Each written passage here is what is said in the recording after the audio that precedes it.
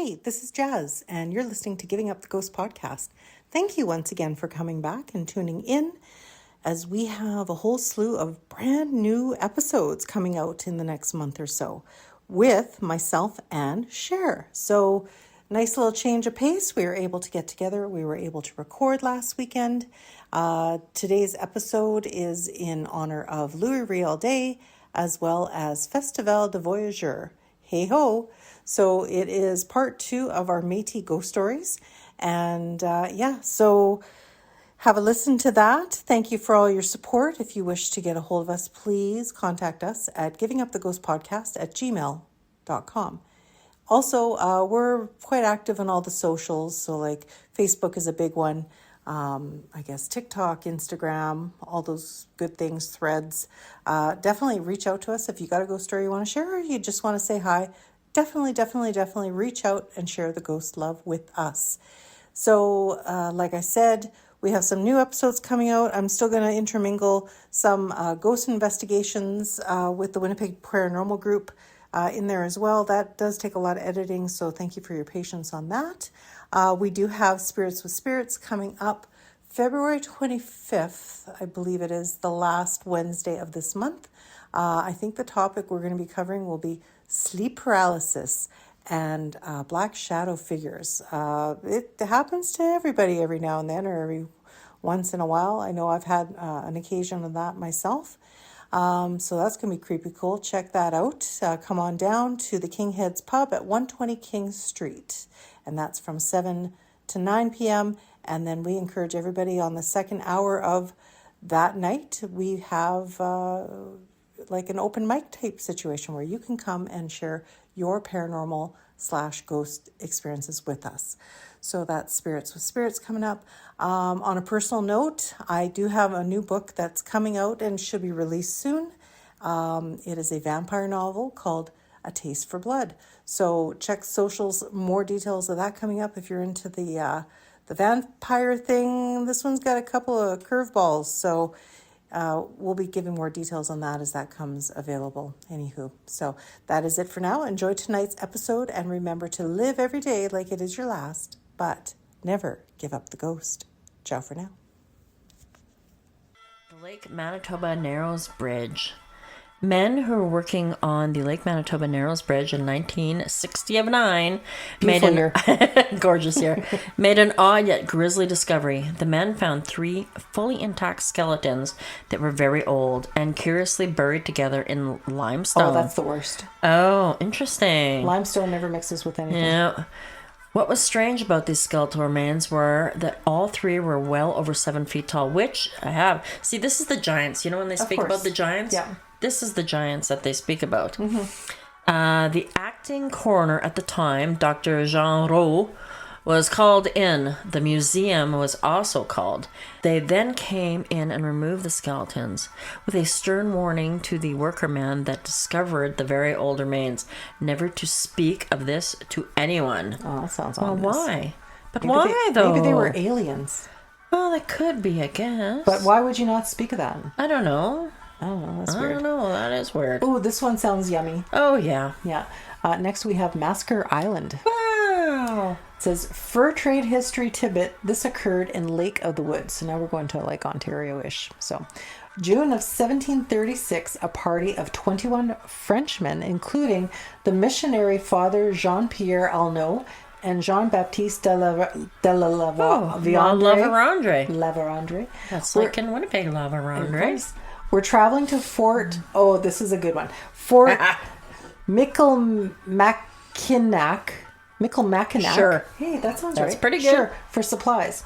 They made camp on an island in Lake of the Woods and were ambushed by a Sioux war party. Oh, God. The Frenchmen were killed, decapitated, and mutilated. Their bodies were found days later by a search party. The island where the massacre occurred is now known as Massacre Island. The event is commemorated by a large wooden cross on the island, and the remains of the Frenchmen were eventually taken to Fort St. Charles and buried. Wow. So to this day, people are afraid to dock on the island, and if you boat close enough, the hairs on the back of your neck stand up, and you can hear the screams of the dead pleading for their lives before they were murdered. Dun, dun, dun. That's not nice. That's not. No, that's that's not not good. nice at all. I'm seeing where I wanted to see where Master Island was. For sure. Oh, it's way far away from like Buffalo Point. Oh, it's further up. Yeah, like here's Buffalo Point down here. It's way up there. Oh, yeah. In Ontario. For sure. It's not a very big island though. No. It's said where the bay keeps its dead. Another eerie fur trade history tidbit: the ghost of Jens Monk Wintering, 1619 and 1620. Cat. Jesus. In the brutal winter of 1619 to 1620, Danish explorer Jens Monk and his crew became the first Europeans to attempt overwintering in the Churchill area. That was Good luck. That was their first mistake. That was they're done. That was dumb. What followed became one of the darkest early northern tragedies.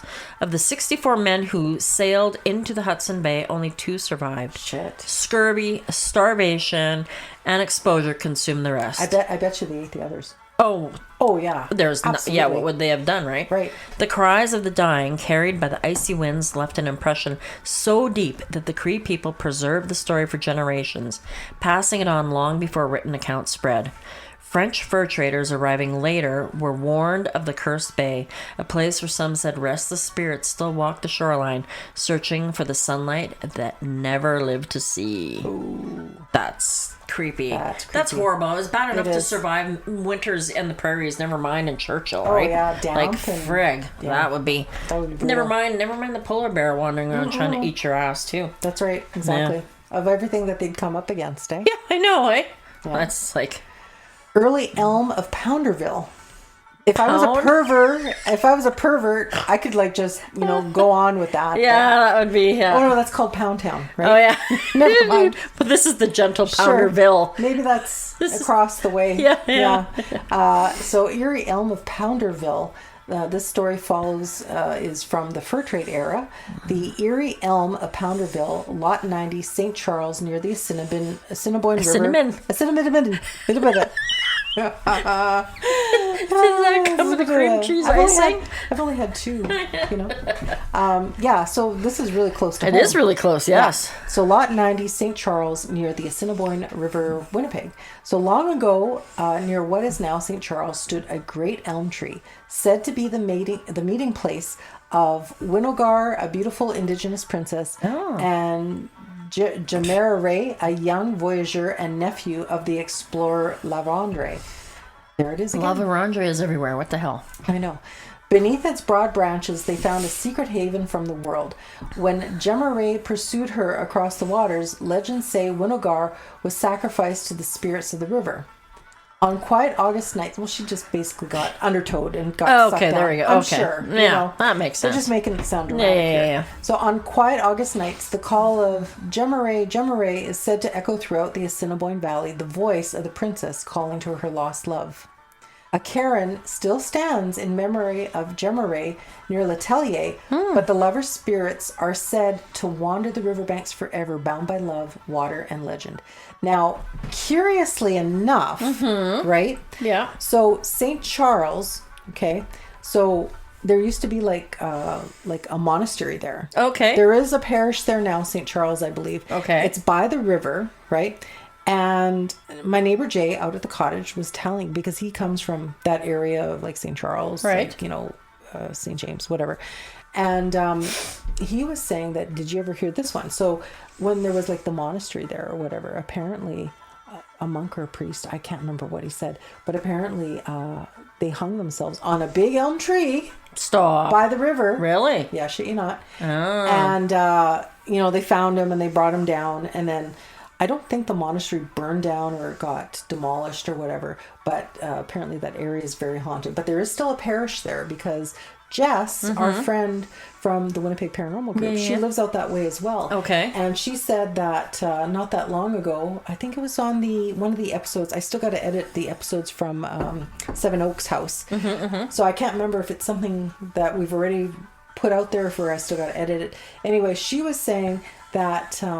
she goes for walks out there because it's just like a wooded area and stuff, right? And she saw this cemetery. It's fenced off, but there's some gravestones, but they're all battered and just I'm sure, yeah. abused, Old right? as shit, yeah. So she jumped the fence and she started to clean off some of these headstones, just to see what she could find. And they're the monks' graveyard, right? Oh. And then a caretaker came out from the church. Hey, what are you doing over there? Right? She's like, oh, I'm just looking. Like, this is broad daylight.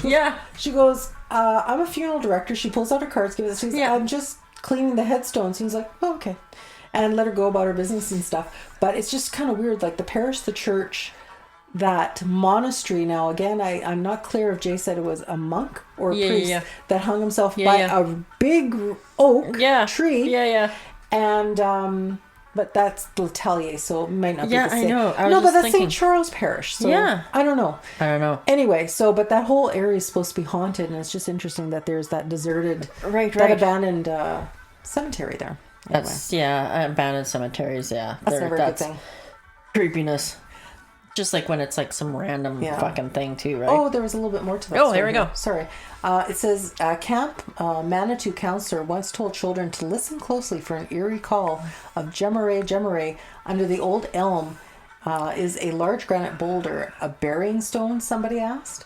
What the fuck is a burying stone? I don't know. I guess just to mark like a headstone. I guess so. Oh, okay. One time, it says Kildonan Park Superintendent James Gallagher believed it was a fireplace since the bracing foot on an elm puts out. Oh, it makes that. Makes a natural hearth. It makes that opening. Right? The horticulturist historian went on to say that in the old days, a spike was driven into the bark grooves above this natural opening, and a cooking pot was hung from it. Okay.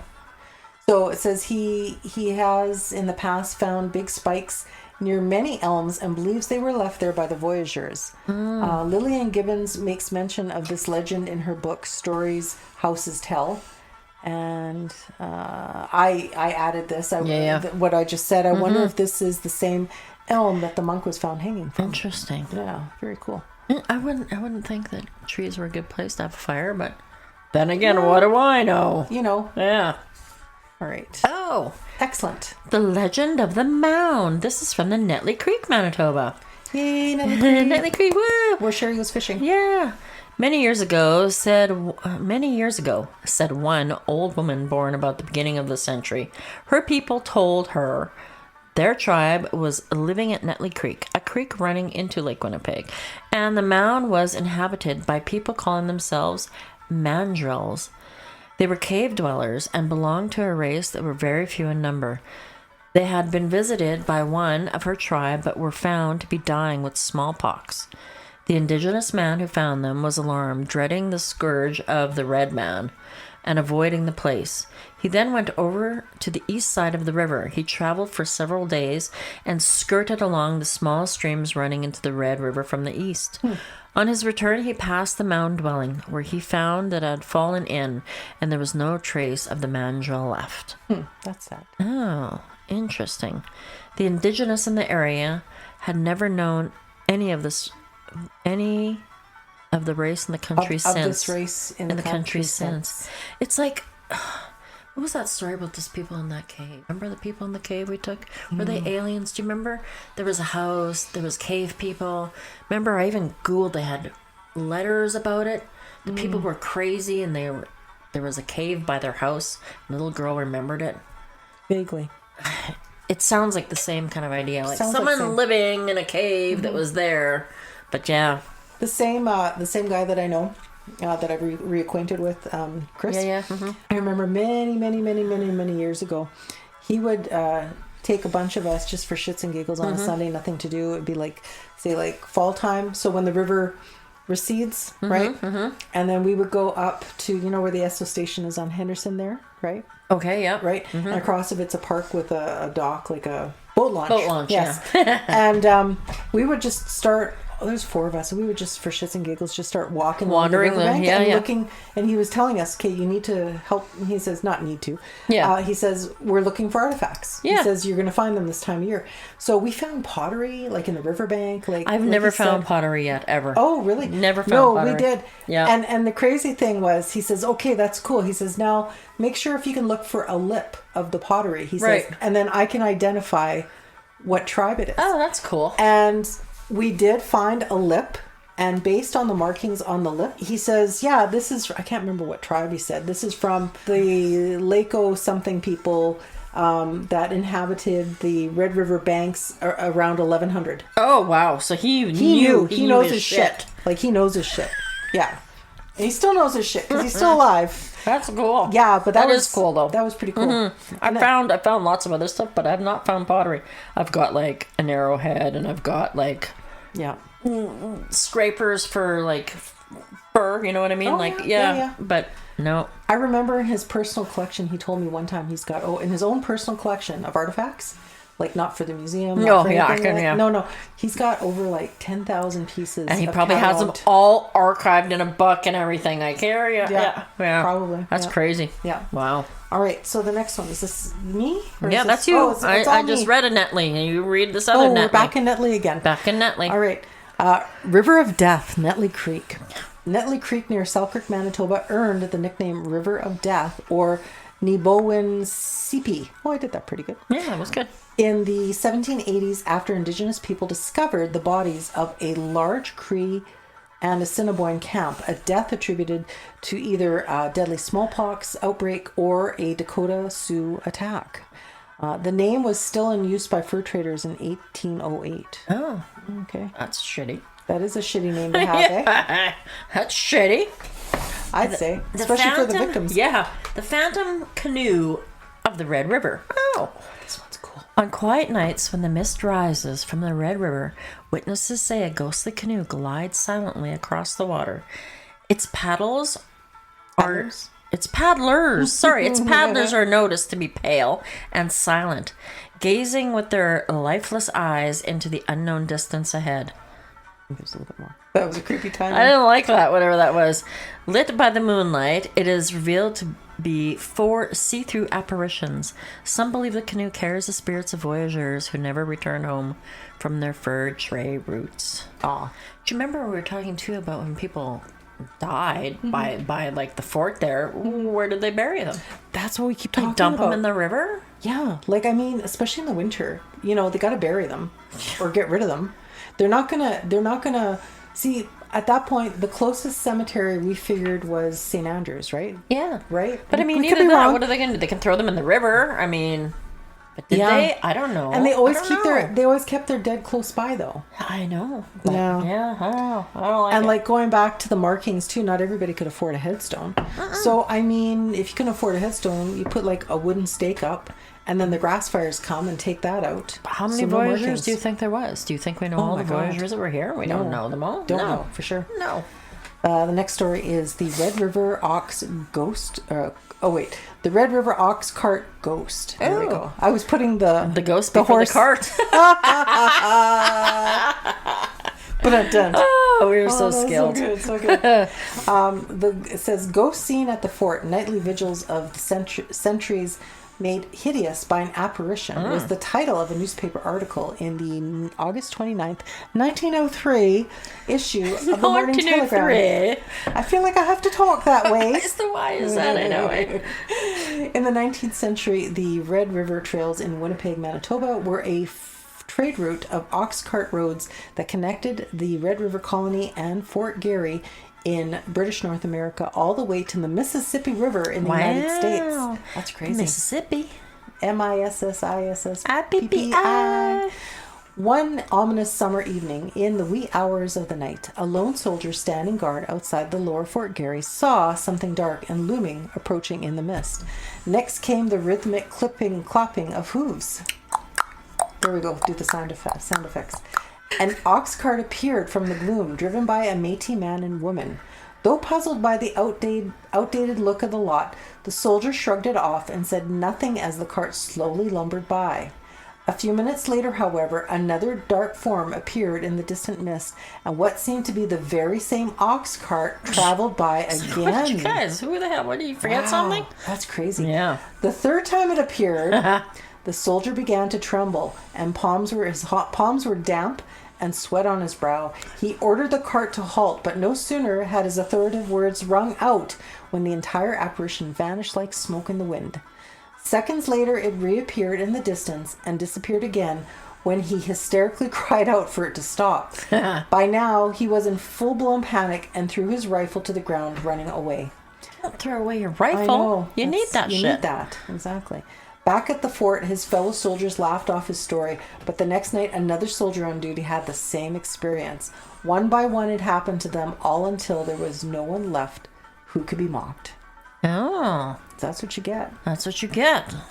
That's weird. Who That's are these cool. people? Who are these people And on the where's cart? this trail? I gotta go see it. I gotta go check it out. Oh. Here we go. The Forgotten Graves of Lower Fort Garry. One cemetery is shown on a plan of Lower Fort Garry drawn by B.A. Everett in August of 1926 and printed in May of 1928 for the Hudson's Bay Company, which built the post between 1831 and 1839. The plan showed the supposed position of burial grounds of soldiers of Wolseley expedition across today's highway and just northwest of the fort.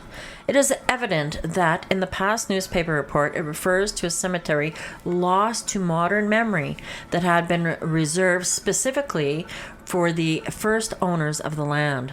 The reference to first owners could apply the ground sacred to their dead was a burial place initially used by Aboriginal people and later in conjunction with Metis in the vicinity. Yeah, that whole thing about where they're burying people, that was just weird. Yeah. Because, I mean, there had to be an abundance of people. Right. You know, the life expectancy back then was not as long as it is now. No, exactly. You know, so people are probably in their 30s that were croaking of consumption or some shit, right? Yeah, that was a thing. Yeah. That was a whole thing. That was a whole thing. And I have one more story that a friend had tagged me in. Tag, you're it. I'm probably going to make this 2 episodes just because. Holy shit. No. It's all good. It's all good. I'm probably going to do that with a few things we've done tonight. Ship it and chop it. Let's see if I can find what Alona tagged me in. And it had to do... Here it is. It's called The Ghost Dog of Lower Fort Garry. Oh, I've heard about the ghost dog. Have you? Yes, I have. So it says, even after the death of its owners, Jean-Louis Blanchard, on a final voyage, the ghostly form of Tiploop, or Little Wolf, will wait on the banks of the Red River for a York boat that will never arrive. Aww. He's waiting for his master. Where is he hanging out? I don't know. Should you go get him? See, it's like there. Oh, poor puppy. So sweet. So sweet. Poor little creepy doggy. So I guess there's actually, it says here. Yeah, I messaged this woman, or I didn't message her, but I told her, I said, hey, you should compile this into a book, all your things that you're doing, because some of them are pretty cool. Yeah. She got pictures of old settlements and everything on this page.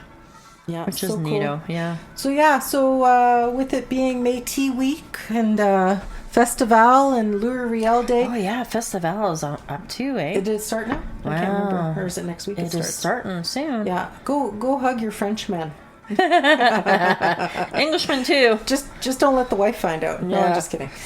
Or her husband, or whatever. But yeah, so that's our haunted settler stories. So cool. Like we covered this Halloween night when we did Spirits with Spirits. Me and Ashley covered it, but because I wanted to be it done in the way me and Sher do things. Be it done there, did it? That's right. We done it good. And yeah, so no, just especially for Festival and with Louis Real Day. Yeah, that is cool. Manam. You know what? I should have played fiddling music. Maybe I'll run. Oh yeah. I'll run fiddling music when I edit this. That's cool. That's right. Do a little jig. That's right. Get your jig on. Yeah. So, and if you have any ghost stories, settler stories, or anything from the Red River, Selkirk, anywhere. Yep. Definitely give us an email. Let us know at gamingwithghostpodcast@gmail.com. Excellent.